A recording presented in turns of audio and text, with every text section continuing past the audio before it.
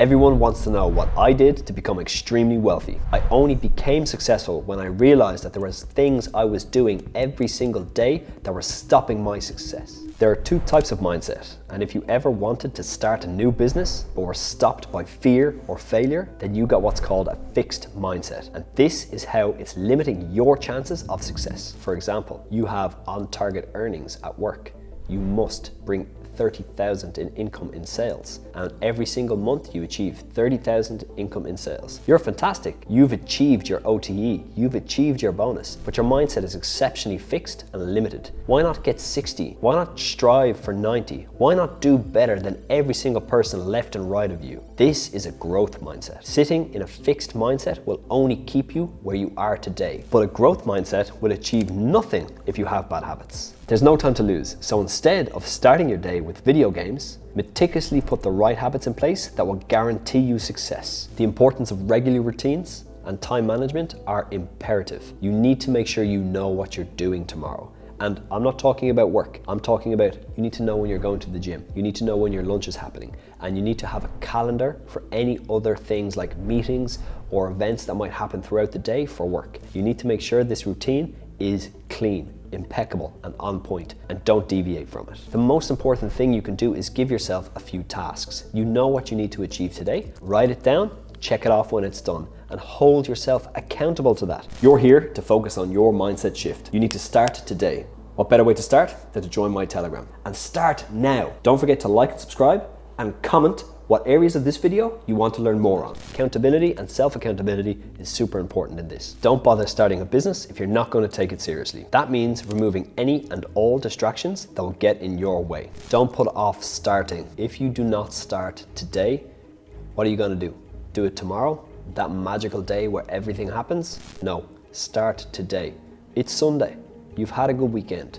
Open up your computer, take a piece of paper and just start writing down what you're about to do. And focus on that, and then start it. Don't just put it on paper and never do it.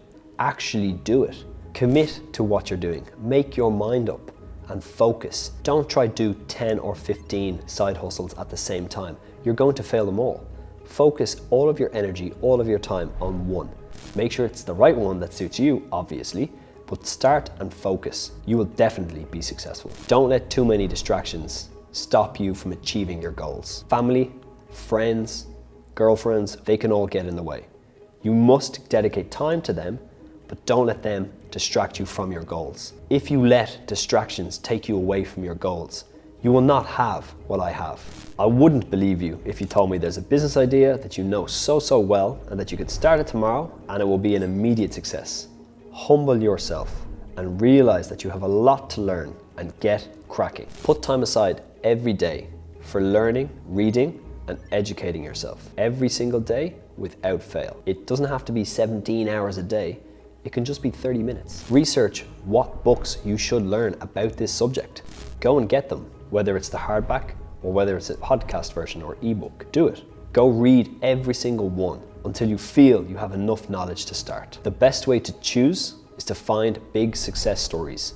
Focus on other people's success. You don't have to be first to win, but people who are successful usually have found something good that you can leverage as well for yourself. Nokia, for example, did very well. I'm sure we all remember those phones, and now we don't. A different supplier came in, a different provider came in. Doesn't mean that the phone industry is dead. Did you know Nokia started selling wellies? They pivoted to mobile phones. Then when the touchscreen came in that Apple launched, they said it'll never take on, and they didn't do it. Learn from all of those failures. One key thing in that failure was the ignorance and the lack of ability to pivot. So they pivoted once, then they became ignorant, and they didn't do it again. Don't quit. There is going to be a moment where it all goes wrong, and it will be very easy to give up. You can't let that happen. This will happen, and if you don't push through on it, you won't succeed. I'll explain why and show you how to get past it. Just like how the positive elements of mindset, habit, focus, and education can positively reinforce each other, they can also negatively reinforce each other, creating a vicious life cycle that can be hard to break without mindfulness and resilience. Do you want to know more? Go to owen.com where you can see everything that I've done for the last 10 plus years. Like and subscribe and comment on this video to learn a lot more. A big failure can immediately lower self-esteem, foster a pessimistic outlook, and favors returning to an unproductive behavior, which leads to falling back into familiar but unhealthy habits as a temporary and easy way to escape from the disappointment. Disappointment can then blur goals, reduce motivation, making it hard to stay on track, make positive choices, and easier to find more distractions. And then, instead of learning from the setbacks, there's a tendency to avoid challenges and stop personal growth. But there's always a way to beat this cycle of despair. Choose to succeed. Double down on what you've stopped and start now. You need to remember that your biggest failure will be the best thing to ever happen to you. It will be the area that you need to fail in order to learn and grow from that. A personal example of failure was when I started my web agency. I've said this many times on podcasts. I took on a project that I personally could not do. I relied on third parties, people that I did not know, that I had never worked for before. I took 40,000 euros for that project and I paid somebody to do the work and they did not do it. I failed my client. What I had to do to make things right, to pay the person that I was asking to build the project, and I had to pay back the client. I was down 80,000 euros in my first ever business. But I didn't stop. I kept going. I knew that there was a lesson in that failure. And the lesson was, don't take something on if you cannot do it yourself with your two hands. This is make or break. You need to focus 100% on this business now. Cancel everything that isn't urgent right now. Put one whole month aside and dedicate it to this business. There's no single personal example for putting things aside. I do it on a daily basis. Every single day I have to put a lot to the side to achieve what I want to achieve. I stay focused, I stay dedicated to these tasks, and I stay dedicated to this business. Treat the failures that took you to rock bottom like it is the most perfect gift you'll ever ask for. Then lock yourself away and learn how you can turn that failure into a success by extracting every learning potential from it that's possible. Look at yourself and be honest.